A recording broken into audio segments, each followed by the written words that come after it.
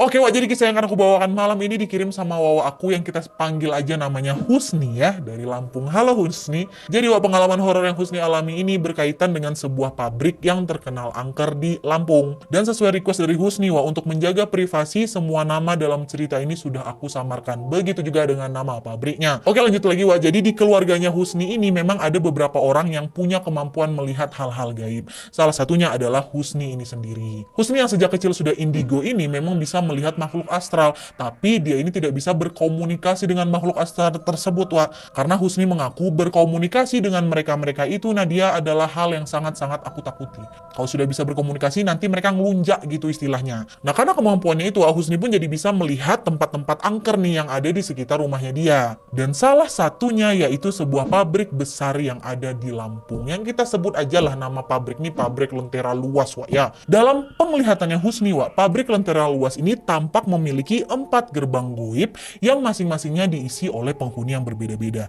Pertama, gerbang yang pertama dihuni oleh sosok laki-laki tinggi besar. Badannya berwarna hitam, matanya melotot sampai mau keluar. Ya, terus di gerbang kedua dihuni oleh sosok ular raksasa yang panjangnya dari depan pabrik sampai ke ujung belakang pabrik. Pabrik itu luas kali, Wak, sebesar itulah ular tuh. Nah, terus, Wak, di lantai ketiga di pabrik itu dihuni oleh segerombolan, Wak, nggak cuma satu. Segerombolan kuntilanak jahat yang berbaju merah. Dan terakhir di gerbang 4 dihuni oleh sosok Nyai. Dan selain keberadaan para penghuni gaib tadi, Wak, pabrik Lentera Luas ini juga terkenal angker karena konon katanya pabrik tersebut secara rutin suka menelan korban jiwa sebagai tumbal mereka setiap tahunnya, Wak. Dan biasanya, kata si Husni ya, mereka akan mencari tumbal setiap mendekati tanggal 1 Suro. Kebetulan pula di depan pabrik itu juga terdapat jalan raya yang cukup besar, Wak. Kita sebut aja lah nama jalan ini Jalan Mawar Melati ya. Dan katanya jalan raya Mawar Melati ini sering menjadi tempat mereka dalam mencari mangsa.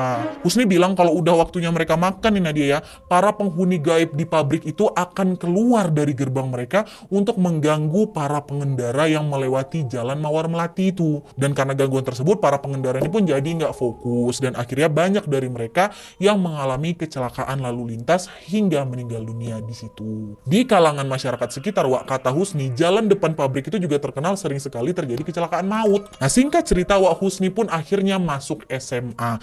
Kebetulan SMA-nya Husni ini berada nggak jauh dari pabrik Lentera Luas tadi. Awalnya semua berjalan baik-baik aja, Wak, hingga akhirnya ketika Husni naik ke kelas 2 SMA, terjadilah sebuah pengalaman horor yang tidak akan pernah Husni lupakan seumur hidup. Jadi, Wak, ceritanya, pada saat itu SMA-nya Husni ini sedang mengikuti lomba pramuka antar sekolah. Lokasi lombanya ini ada di SMA tetangga, SMA yang berbeda. Husni dan juga beberapa teman lainnya yang tergabung dalam organisasi pramuka pun meminta izinlah ke pihak sekolah untuk bisa menghadiri perlombaan pramuka, sekaligus juga untuk mendukung teman-teman lainnya yang menjadi peserta lomba nih di SMA tetangga ini. Nah, waktu itu Husni dan salah satu temannya berangkat duluan, Wak, menggunakan motor ke lokasi tersebut. Karena memang ada keperluan mendesak nih. Pisah dia sama rombongan kawan-kawan yang lainnya kan, duluan dia zet. Nah, rombongan teman-teman Husni yang lain, Wak, menyusul nih ramai-ramai menggunakan kendaraan umum. Pada saat itu pihak sekolah memang sudah mewanti-wanti ke mereka untuk berangkat, udah kalian berangkatnya naik angkot aja, nggak usah naik kendaraan pribadi. Naik kendaraan umum rame-rame biar bisa saling menjaga gitu kan. Tapi sayangnya, Wak, ada 2 orang temannya Husni nih yang kita sebut aja lah namanya Karin dan Nuna yang kekeh kali mau boncengan motor, pengen bawa motor mereka berdua nih. Teman-teman Husni yang lain juga udah ngingetin mereka, udahlah naik angkot aja lah sama-sama kita. Tapi gegara Nuna sama Karin ini tetap ngeyel, jadilah mereka berdua naik motor sendiri, Wak. Pada saat itu Nuna yang mengendarai motornya di depan, sedangkan Karin dibonceng tuh di belakang. Nah, pas mereka udah setengah jalan, Wak, tiba-tiba Nuna minta tukar posisi sama Karin. Katanya waktu itu, apa Karin kok di depan lah, aku aja yang bonceng motor, nggak enak perut aku nih. Aku lagi hari pertama, kata si Nuna kan. Nah, dia tuh akhirnya si Karin pun pindahlah di depan, Nuna yang jadi di belakang nih dibonceng. Nggak lama kemudian mereka pun lanjut lagi jalan ke SMA tetangga itu. Nah, tapi, Wak, baru beberapa meter saja mereka berkendara, sebuah kejadian tragis yang tidak pernah mereka bayangkan pun tiba-tiba terjadi.